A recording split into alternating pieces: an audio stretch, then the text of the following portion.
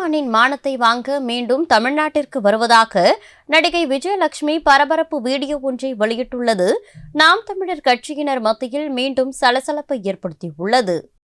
Media நண்பர்கள் எல்லாருக்கும் என்னோட வணக்கத்தை தெரிவிச்சுக்கிறேன். சீமான் பண்ற எந்த அயோக்கியத்தனத்தை நாங்க வழக்கா கொடுத்தாலும் உடனே அதுக்கு ஒரு இன்ஃப்ளூயன்ஸை யூஸ் பண்ணி உடனே அதை மூடிட வேண்டியது.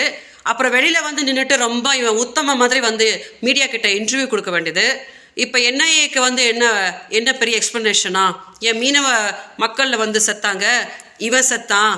நான் தான் சொல்லிட்டேனே, அங்கே ஈழத்தில் உன் தங்கச்சிங்க கற்பழிக்கப்பட்டு இருக்கும்போது ஏன் தலைவரே இறந்த போதே நீ ஆட்டம் தானடா போட்டுட்டு இருந்த அப்படின்னு நான் தான் ஹையஸ்ட்டாக தமிழ்நாடு மக்களுக்கு சீமானோட யோகியதையை காமிச்சிட்டேனே. இன்னைக்கு என்னோட கேஸ் எங்கே நின்றுட்டு இருக்கு தெரியுமா? அதாவது அந்த எஃப்ஐஆரை ஸ்குவாஷ் பண்ண சொல்லி சீமான் ஒரு வழக்கு போட்டார்ல ஹைகோர்ட்டில். ஸோ செப்டம்பரில் போய் அட்டென்ட் பண்ணிட்டு வந்ததுக்கப்புறம் இப்போ அதை அப்படியே அமுக்கி மூடி வச்சாச்சான். காவல்துறை கிட்ட கேட்டேன், சார் என்னோட ஃபோனை எப்போ சார் என்கிட்ட கொடுப்பீங்க அப்படின்னா, அந்த வழக்கை எடுத்தால் தான் நாங்கள் இது ஃபோனை உங்கள்கிட்ட கொடுக்க முடியும் மேம் அப்படின்னு சொல்கிறாங்க. சீமானோட வட்டாரத்தில் கேட்டால் அந்த கேஸை எடுக்கவே மாட்டாங்க விஜயலட்சுமி, அதான் நீங்கள் கவலையப்படாதீங்க அப்படின்றாங்க. என்னங்கடா நடந்துன்னு இருக்குது தமிழ்நாட்டில்? கேஸை கொடுத்து 14 வருஷமா நான் ஏமாந்துட்டு இருக்கிறேன். நான் கேஸை கொடுத்தா வெளியில் அவனை ஜாலியாக சுத்த விட்டுக்கிட்டு நான் ஒருத்தருட்டையும் உட்காந்து என் ஃபோனை கொடுங்கன்னு பிச்சை எடுக்கணுமா?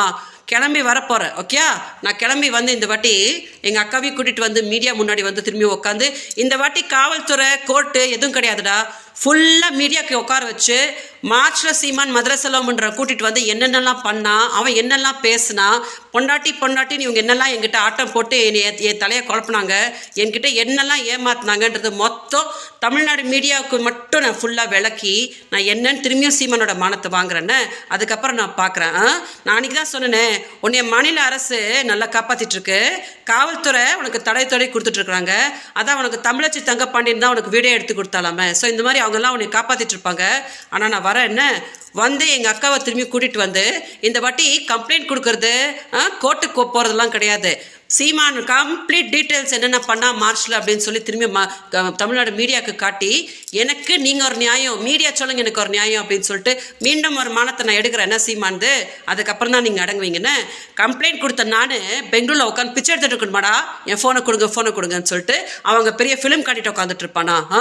மொத்தமாக எல்லாருக்கும் விரைவில் நான் என்ன பண்ணுமோ தமிழ்நாட்டுக்கே நான் பண்றேன் பாருங்க.